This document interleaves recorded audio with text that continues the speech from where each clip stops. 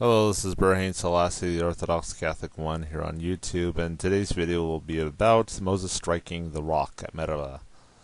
At the crucifixion of the Lord Jesus, St. John writes that blood and water flowed from the side of Christ when he was struck with a spear, which to us Catholics symbolizes the Eucharist and baptism, among other things.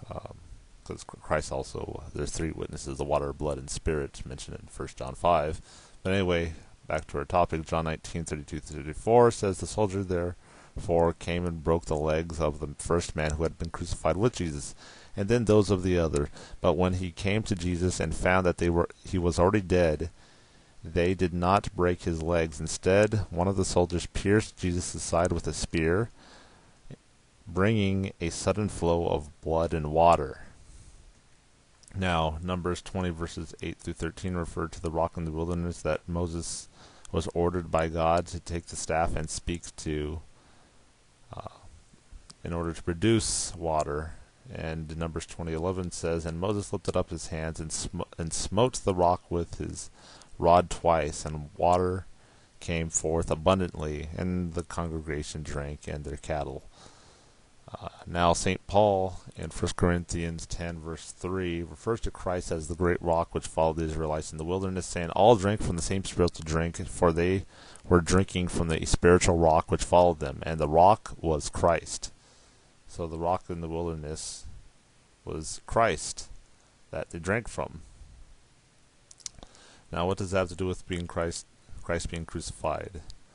Well, both produced water when struck, according to Numbers 20 and John 19. What is even more fascinating, according to a Jewish legend, when Moses struck the rock the first time, blood came out.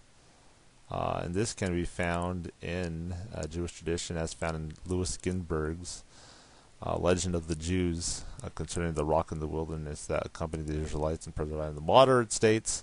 And again, through the third miracle he was bidden to perform, God conveyed to Moses, I think he's referring to the miracle with the staff, God conveyed to Moses what would happen in the later years of his life. The sign he gave him was to make it known to him that before water came, blood would flow from the rock at Meribah, when Moses should strike it after uttering the hasty, impatient words which were destined to bring death down upon him. That's Louis Ginzberg's Legend of the Jews, Volume 2, chapter on Moses in Egypt. I forget what that chapter is. I have to go fix that. But anyway,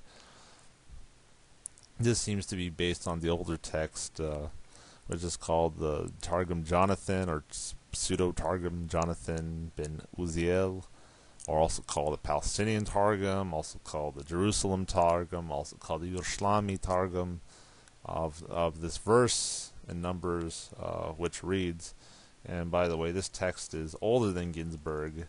It was written in, well, it's debated because it might have been adopted over time based on the Okleos Targum, but it was updated, seems to be updated over time, even mentioning one of Muhammad's wives, Fatima, for whatever reason in it.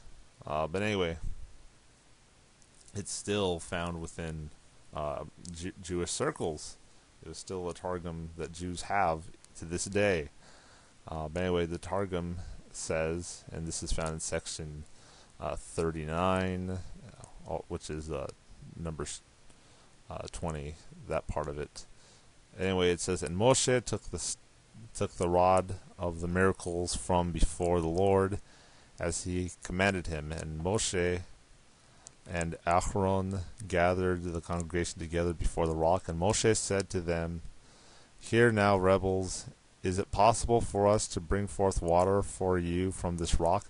And Moshe lifted up his hand, and with his rod struck the rock 2 times. At first it dropped blood, and the second time there came forth a multitude of water, and the congregation and the cattle drank."